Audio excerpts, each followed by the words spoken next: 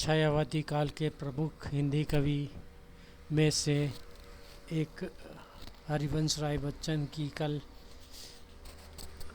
27 नवंबर को 115वीं जयंती है। इलाहाबाद यूनिवर्सिटी में अंग्रेजी के लेक्चर रहे बच्चन ने आकाशवाणी में और करीब एक दशक तक विदेश मंत्रालय में भी काम किए। नमस्कार, पिंक सिटी एफएम में आपका स्वागत है। आज हम हिंदी के प्रमुख छायावादी कवि हरिवंश राय बच्चन की जीवनी के कुछ स्मरण आपको ये लाए हैं।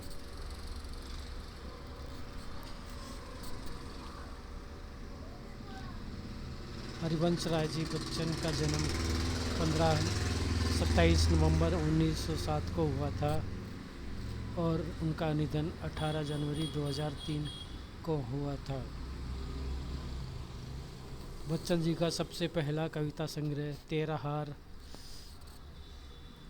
1932 में आया था, लेकिन उन्हें पहचान मिली थी मधुशाला से, जो 1935 में प्रकाशित हुई थी। अन्य प्रमुख रचनाओं में मधुशाला 1936, मधु कलश 1937, निशा निमंत्रण 1938 और फिर 1969 में आई थी उनकी बहुप्रशंसित आत्मकथा क्या भूलूं के याद करूं। उन्होंने अपनी आत्मकथा 4 खंडों में प्रकाशित की थी।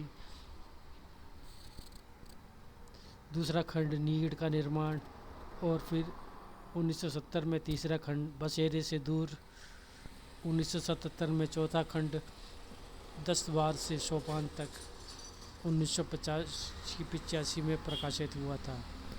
चौथे खंड का नामकरण उनके 2 घरों के नाम पर है।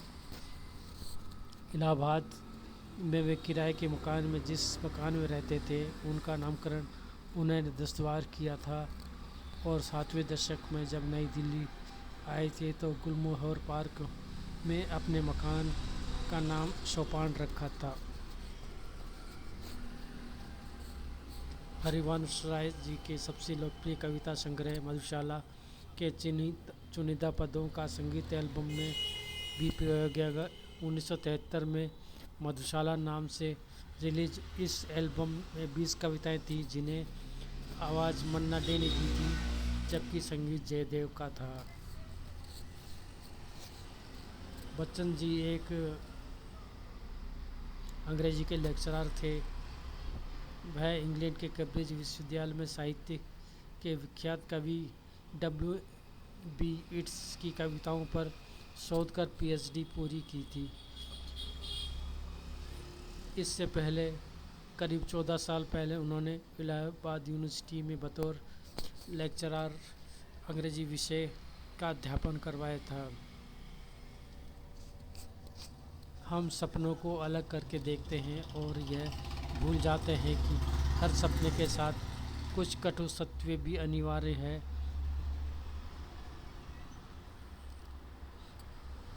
हिंदी को स्वीकार करने में हिंदी के अविकसित अवस्था उतनी ही बाधक है जितनी कविता अंग्रेजी के प्रति हमारी आसक्ति।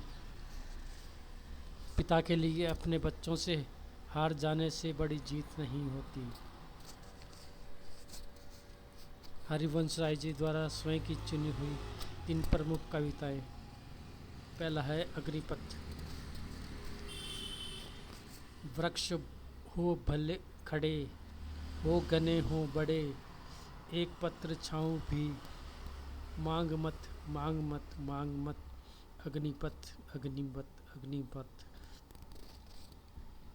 तू ना थकेगा कभी, तू ना रुकेगा कभी, तू ना मुड़ेगा कभी, कर शपथ कर शपथ कर शपथ, अग्निपथ अग्निपथ अग्निपथ।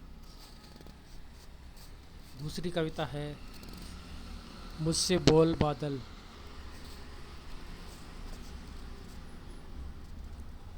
आज मुझसे बोल बादल, तम भरा तू तम भरा मैं, गम भरा तू गम भरा मैं, आज तू अपने हृदय से हर दे मेरा तोल बादल, आज मुझसे बोल बादल।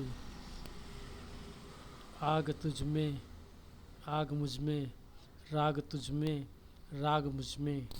आ मिले हम आज अपने द्वार उर के खोल बादल, आज मुझसे बोल बादल।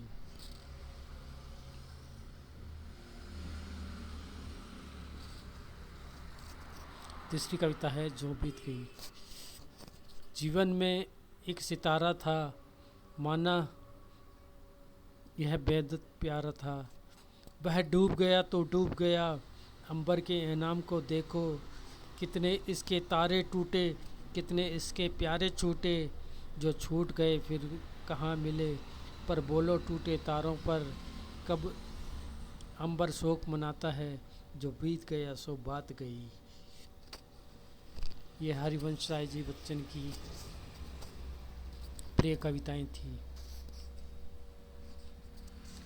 हरिवंश राय रखने का एक विशेष कारण था, चूँकि 4 बच्चे अल्पायु में ही चले गए। तब किसी ने इनके पिता को सलाह दी कि जब उनकी पत्नी गर्भवती हो तब वे हरिवंश पुराण सुने। इसी से उनका नाम हरिवंश राय रखा गया। पुरोहित जी ने कथा सुनाने और पूजा कराने के लिए 1001 की दक्षिणा मांगी। पिताजी के पास एक साथ इतना धन देने में सामर्थ्य नहीं था, तो वे पुजारी को हर माह 10 रुपये देते थे। हरिवंश राय 8-9 वर्ष होने के बाद भी पिताजी इस संकल्प ऋण से पूर्ण हुए।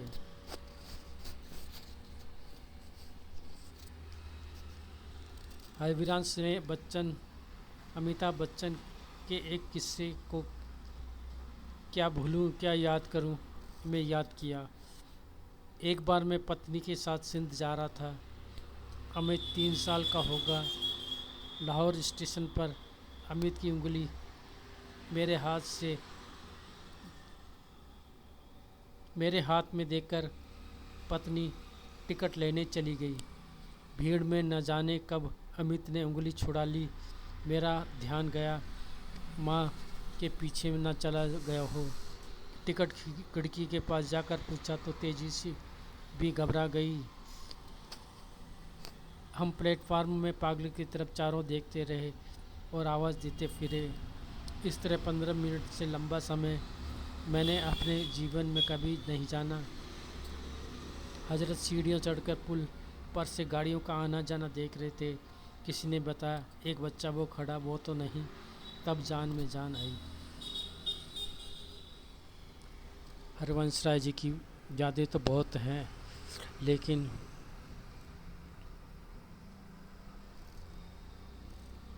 इनको समेटने के लिए हमें पास समय कम है।